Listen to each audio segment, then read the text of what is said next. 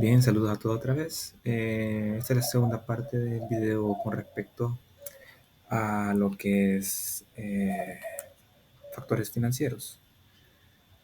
Y prácticamente estuvimos explicando la derivación de cada uno de ellos, manteniendo lo que es la base del factor simple de capitalización. Luego estuvimos explicando el factor de capitalización de la serie, que no es más que la acumulación de la renta al final de un periodo o de una anualidad. Luego está lo que es el factor de recuperación del capital. Vimos algunos de cómo se puede aplicar en cuanto a una inversión, ¿sí? Manteniendo los activos financieros. Y esto no lo expliqué en el anterior video. Cuando nos referimos a capital financiero, no es más que inversiones de dinero.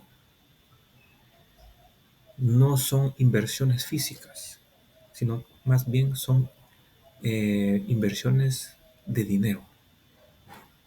Y en otros videos, mucho más atrás, les estuve explicando las diferentes formas del dinero. Dinero líquido, es decir, billetes y monedas. Luego está lo que son depósitos, que son menos líquidos, y títulos valores, etcétera.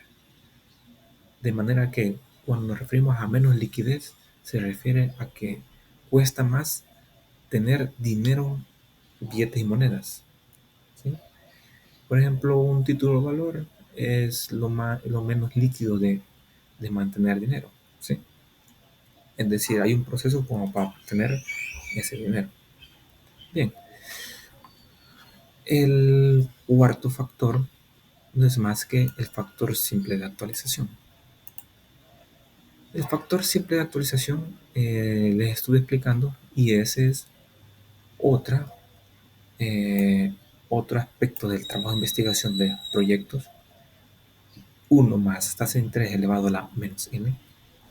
Y esto es igual. Esta es la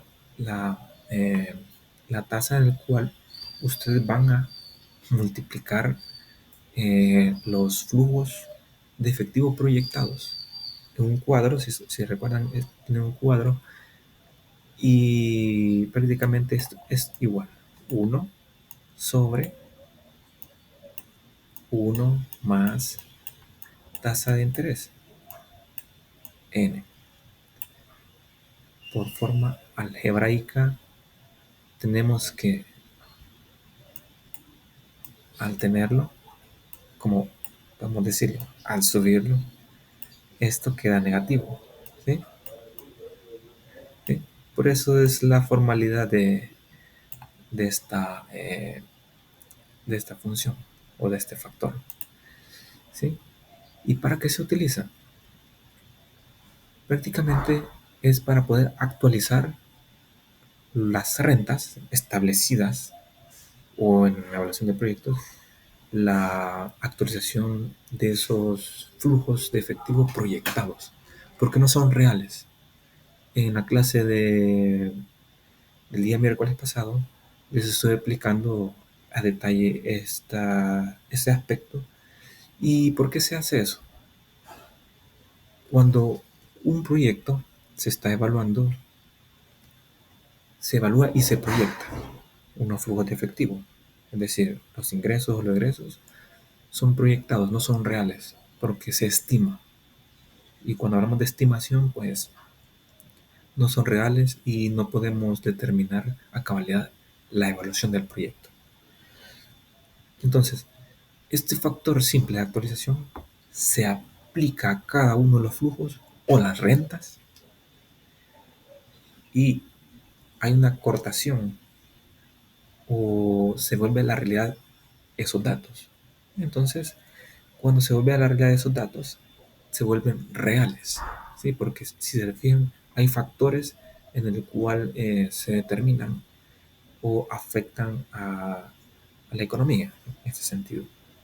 Entonces, este factor de actualización es como borra algunas tendencias No sé si me entenderán a qué me refiero tendencia. Muchos acá son informáticos o ciencia de la computación. Entonces, al obtener esa forma de no sobreestimar esos datos, pues este factor ayuda como a acortar o a mantener en la realidad esos datos, ¿sí? Y es más fácil poder evaluar proyectos o estos flujos. Entonces, prácticamente eso se utiliza, este factor simple de actualización. Luego está el factor de depósito de fondo de amortización, y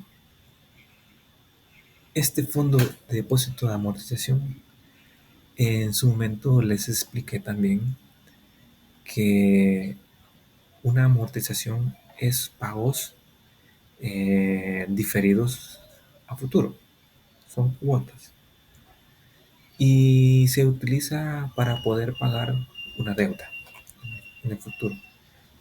Como que se va aplazando o cuando se va retrasando una deuda, este fondo de amortización sirve para eso, tanto para pagar el capital más los intereses.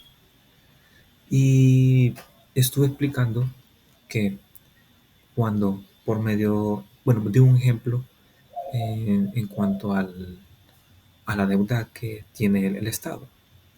Recuerden que el Estado tiene deuda interna y deuda externa. La deuda interna son aquellos proveedores que se le deben. Claro, cuando hablo de proveedores, es que el gobierno necesita mobiliario, papelería, tinta. Me refiero a esos aspectos. Entonces, tiene proveedores y se les paga. Entonces, pero hay un tiempo en el cual se les paga a futuro.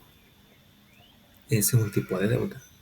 También los bancos privados, el Estado eh, hace préstamos con la banca privada a ciertos intereses bajos porque hay confianza, ¿sí? Y aparte que el Estado, en cualquier país se realizan ese tipo de transacciones. Entonces, y hay otros tipos de proveedores, otro tipo de préstamos que se realizan internos. Luego está lo que son los préstamos externos. El Estado eh, recurre a préstamos externos a cierta tasa de interés a un plazo determinado. Entonces, prácticamente la sumatoria de los préstamos internos y externos más interés y pago de intereses, a eso se refiere el servicio de la deuda. Y cuando me refiero a servicios de la deuda, es más que eso. Entonces, hay una parte de fondo de amortización que tiene el Estado. Entonces, ese fondo sirve para eso, para pagar intereses y para pagar el capital que se ha prestado por los organismos internacionales. Y ustedes lo conocen, Fondo Monetario Internacional, Banco Mundial, ¿sí? Hay otros. Entonces, prácticamente para poder calcular un fondo de amortización se utiliza este factor. Es muy, muy útil, se utiliza mucho y pues sirve para eso. Prácticamente el fondo de amortización del Estado ronda los 500 millones de dólares más o menos, porque tenemos una deuda más de 1.900 millones. Hemos sobrepasado el techo de la deuda, ¿a qué se le llama? O sea, es decir, porque hay un límite de deuda, eh, tanto externo e interno, pero hemos sobrepasado. Ustedes pueden determinar, pueden buscar información en el Banco Central de Reserva y ahí está la información. Entonces, eso es el factor de depósito de amortización. Hay otras tablitas que pueden determinarse, etcétera, ¿sí? Es bien sencillo de calcular y bien útil, ¿sí? Así que esta es una forma de realizarlo. Luego está el último, el factor de actualización de la serie, ¿sí? Que también se puede utilizar con el fin de actualizar datos. Tiene la misma función, pero es un poco más complejo. esta mente es una simple y este es cuando hay una serie de datos o de rentas para determinar una anualidad. ¿Sí? Así que estos son uno de los factores que podemos ver, de los 6 más utilizados en cada uno de ellos. Bien, en el siguiente video vamos a explicar ya los factores financieros aplicados a valor futuro, presente y renta. ¿Sí? Así que lo espero y espero que puedan haber comprendido un poco sobre estos factores muy útiles para algunas transacciones financieras. Así que nos vemos en la próxima y saludos a todos.